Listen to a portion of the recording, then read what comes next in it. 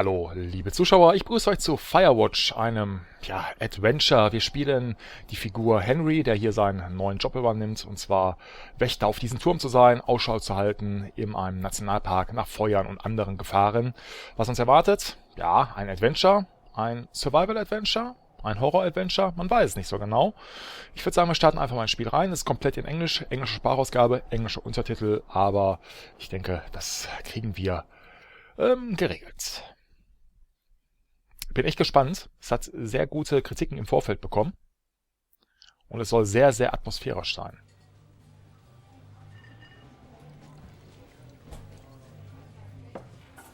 Wir werden jetzt in dieser ersten Episode mal 15 Minuten reinschauen. Und dann werde ich bei bestehendem Interesse noch ein bisschen mehr davon zeigen. Vielleicht sogar durchspielen. Mal gucken, wie lange es geht. Ich glaube, es ist nicht allzu lang. Boulder, Colorado, 1975.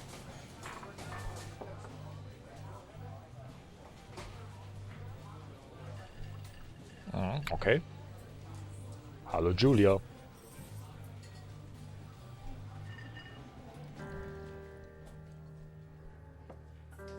She's about your age, late 20s, laughing with well-dressed professors and great students from nearby CU Boulder. You, Henry, are out drinking with your pals. You approach her. You are drunk. So, what's your, Major? You're pretty. Oh, komm. You're pretty, she says coolly. You are not. You are a future hangover. What? You reply confused. Someone should buy you a cheeseburger, she says. She flags down a waiter, and 1 week later you are Julias boyfriend. Oh, geht doch. Hast du genau das Richtige gesagt.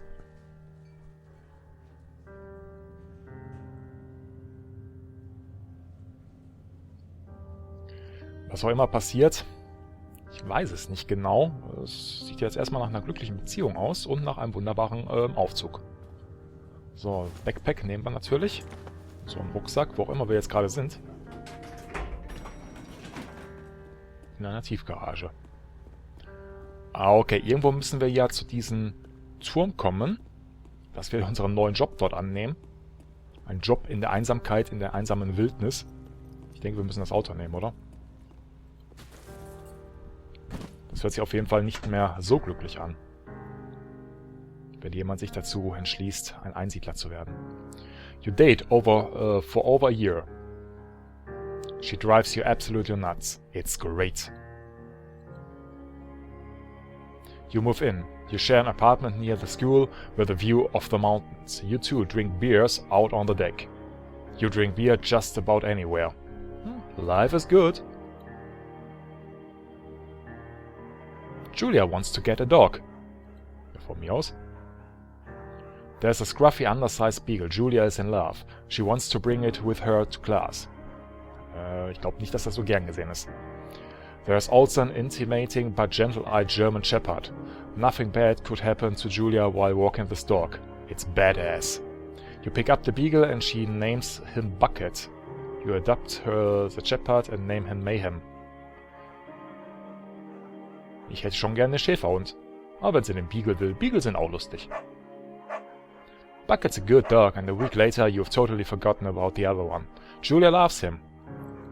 You love him too. Ich liebe alles, was Julia liebt. 1979. You talk out on the deck. It's summer. 9:30 p.m. and the heat still radiates off this high desert. What do you think about kids? She asks. Kids? You're not very smart. Or good at much. I'm saying if you and I have some. A couple little idiots. Hoppala, das wollte ich jetzt eigentlich gar nicht antworten. Das habe ich überhaupt geantwortet. In that case, we should probably get married. Yeah, I would like that, you say. These kids are going to be screwed up enough. It's probably for the best that their parents are hitched. You say she's absolutely right. Ja, lass uns heiraten, ist doch in Ordnung. Das erklärt immer noch nicht, warum wir jetzt hier in der Wildnis stehen. Rucksack haben wir genommen. Bloß nicht den Rucksack vergessen. So, wo sind wir hier? Thoroughfare Trailhead. Wir haben eine Karte, die ich mir leider nicht angucken kann. Don't forget to check in. Now fireworks. Sorrel Trail is not recommended for inexperienced hikers. You're in their country. Learn to live with bears. Ja, okay. So, ein kleiner Briefkasten. Vielleicht kriegen wir ja Post von Julia. Ja, es sieht schon schön aus hier. Wir befinden uns irgendwo in Wyoming. Wyoming gibt es hier wirklich in den USA. Und wie gesagt, werden hier zum, ja, mehr oder weniger Ranger, Feuerranger kann man das so sagen. Wir werden sicherlich noch erfahren im weiteren Spielverlauf. 1980. It's a Thursday night and Julia is 4 hours late. She doesn't call. You're worried and getting angrier by the minute. She walks in after you've gone to bed. She's not quite drunk, but she's clearly been having a fun time. You fight when she gets between the sheets. You get mad. Ich ignoriere sie. Ich bin eher der Typ, ich streite nicht gerne, deswegen ignoriere ich sie. You don't touch each other all night. The next day you feel guilty for being so angry and ask her about her evening. She says it was great. You hold onto a tiny pill of resentment. You make some coffee and go to work. Da ist doch was im Busch. Da ist doch was im Busch. 1981. Julia still likes to draw. She draws plans from her research. She draws all the places you go. She draws you. You pose and flex like He-Man. Ich sehe auch ein bisschen aus wie He-Man. You frolic like a Victoria's Secret Model. Ich bin nur nicht David Beckham. Dann mache ich lieber auf He-Man. You look awesome. Dankeschön. Damit können wir das Let's Play eigentlich beenden. You look awesome. Danke. Lob des Tages.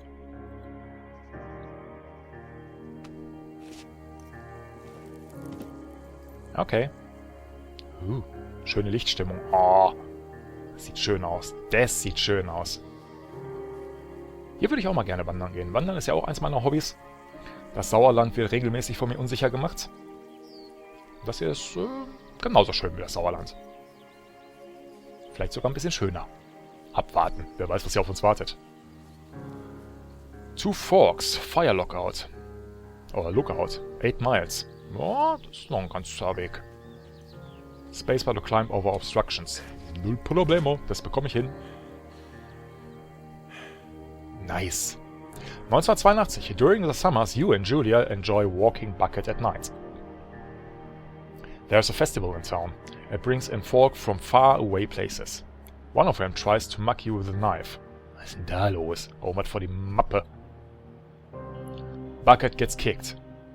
Be a fucking dog, Julia yells. She gets flustered and has trouble speaking when she is stressed. You confront the attacker. You scare him away. You beat him goddamn face in.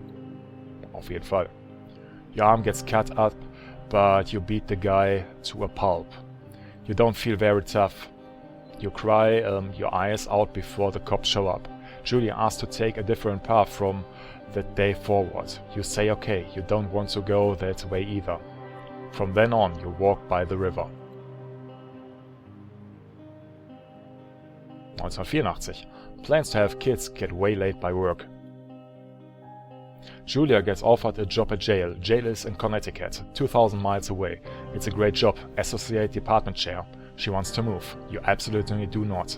Convince her not to take the job or agree if she commutes back and forth. Also sie soll dann pendeln. Das geht auch nicht, 2000 Meilen.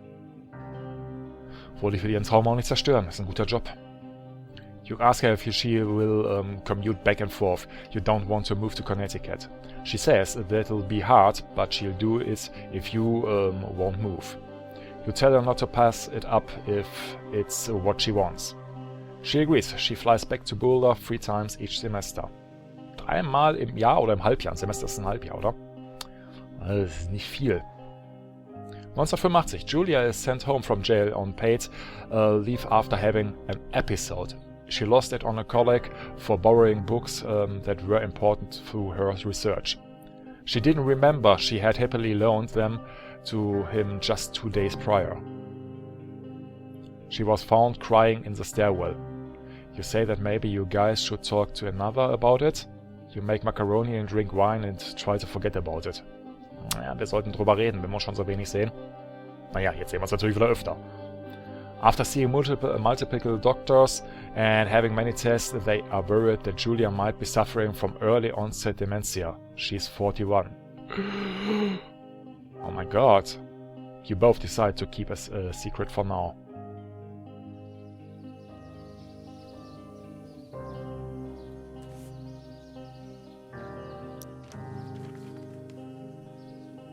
Da ist He-Man. Sieht aber nicht so ganz aus wie ich. Muss ich das jetzt zensieren? Hoffentlich nicht. Bucket is getting older. Julia comments that it's kind of nice because he gets in less trouble around the house. A week later she goes back to the university. Das hört sich doch schon mal gut an. Vielleicht eine kleine Besserung in Sicht. 1987. Julia's affliction gets worse. She can't remember things in class. Her research is in shambles. She drives her car to the next town over for no particular reason and has to be brought home by the police. She's devastated. She's sent home on permanent medical leave. Viel zu jung für so eine Krankheit. Some days you get a Julia who calls you a dope and your unborn children little idiots. Other days you get a stranger. She pulls you into bed to make love. After 5 minutes she goes into a panic believing her dad is at the door. Oh man. You tell her family. They are crushed and begin to make trips to and from their home in Australia to visit her. For a while your friends come by with little things to brighten the light. She gets worse. 1988. You spend your days following Julia around the house. You count the seconds between the 2 weekly visits from Daniel, the nurse. Okay. He suggests that Julia could live somewhere else, somewhere in a 24-hour care, a home. It sits with you for a couple months. You decide to move her into a full-time care facility.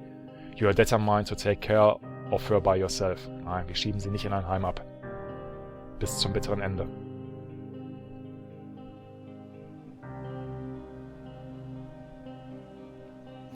Okay, also es ist, glaube ich, so klar, wo die Reise hingeht. Der Verlust, Liebe seines Lebens. Und dann ein Neustart in der Wildnis. Naja, wer weiß.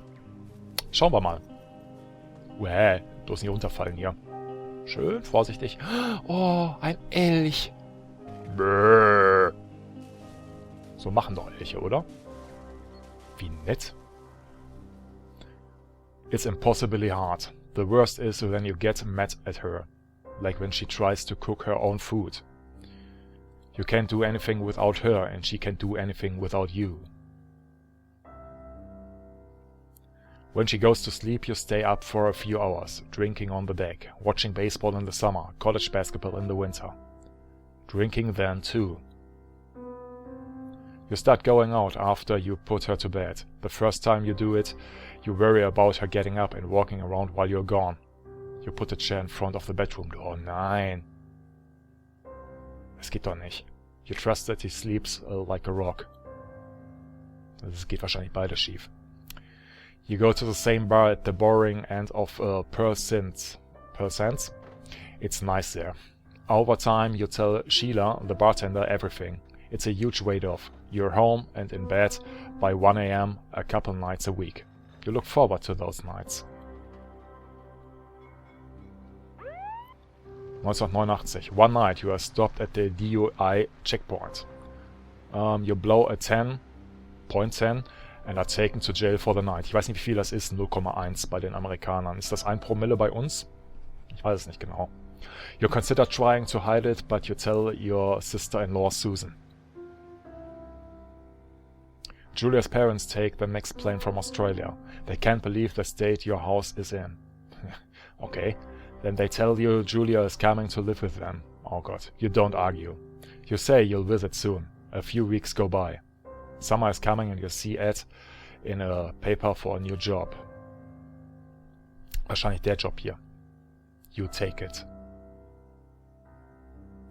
Ah, okay. Also ist Julia nicht tot. Julia war in so einem Stadium, fortgeschrittenen Demenzstadium, dass sie zurück zu ihren Eltern geholt wurde in Australien. Und wir haben sie nicht einmal besucht, sondern sind die Flucht nach hinten praktisch angetreten und haben hier diesen neuen Job angenommen. Das ist irgendwie hart, möchte ich jetzt mal einfach sagen. Und da haben wir unseren neuen Arbeitsplatz, der Lookout Tower. Wird er uns Glück bringen? Wird er uns ein neues Leben bescheren? Wir werden es sehen in der nächsten Episode. Das war's für heute. Das war die Einführung in Firewatch. Ich bedanke mich fürs Zusehen und dann sehen wir uns beim nächsten Mal wieder. Bis dann. Bye bye.